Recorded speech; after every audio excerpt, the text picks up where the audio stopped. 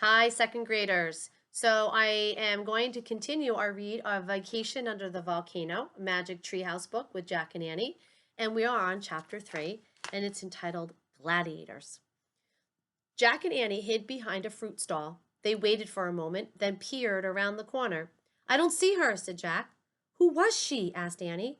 I don't know, but she looked nuts to me, said Jack. What's the book say about her? Said Annie. She won't be in there, said Jack. If you remember, there was an older woman in the previous chapter with a bony finger, and she had gray hair, which was tangled and wild. And she was like pointing a finger and hissing at them and saying to go home, that the end was near. So that's who they're referring to. Just look, said Annie. Jack sighed and pulled out the book again. To his surprise, he found a picture of the old woman, and he read aloud. In Roman times, there were people who could see into the future and warn others about what they saw. These people were called soothsayers. See? She wasn't nuts, said Annie. She was giving us a warning, just like my nightmare. Don't pay attention to that stuff, said Jack. Soothsayers are from olden times. People from our time don't believe in them anymore. Well, I do, said Annie. I'm sure something bad is about to happen. Jack sighed. Come on, we have to keep going. We have to find the lost library. Then we'll leave at once. We'd better, said Annie. They left the fruit stand and kept walking through the forum. Soon they came to a large building.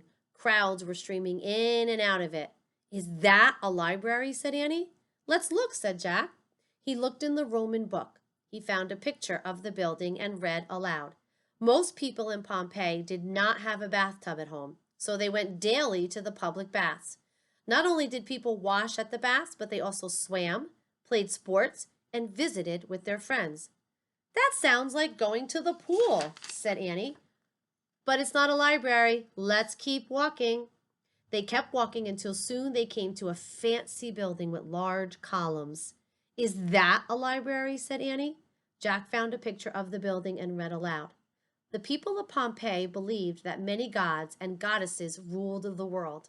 This is the temple of Jupiter, their chief god.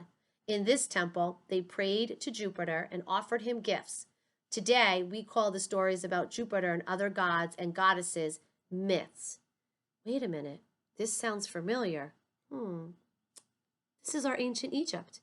This is why I chose this book, because it might be Rome versus, it's not ancient Egypt, I'm sorry, Greece. I don't know what I'm thinking. Rome versus Greece, the customs were very similar. They, too, worshiped gods and goddesses, and they had beautiful buildings and architecture, just like Greece did. If you look up here, this is Mount Vesuvius. And Mount Vesuvius is the volcano that they show on the front cover. So here's the people in the forum. My teacher read myths to us, said Jack. I remember stories about Hercules and Apollo.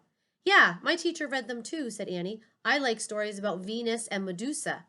Hey, maybe the story we're looking for is a myth, said Jack. Right, said Annie. Come on, hurry. Let's keep looking. They left the forum and turned onto a wide street.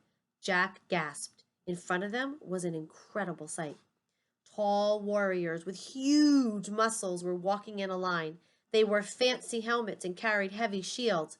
Soldiers, thought Jack. Then he saw that the warriors' feet were chained together, and guards walked with them. Gladiators, he whispered. I have a text-to-text connection again that I know from learning about Sparta in ancient Greece. They were warriors.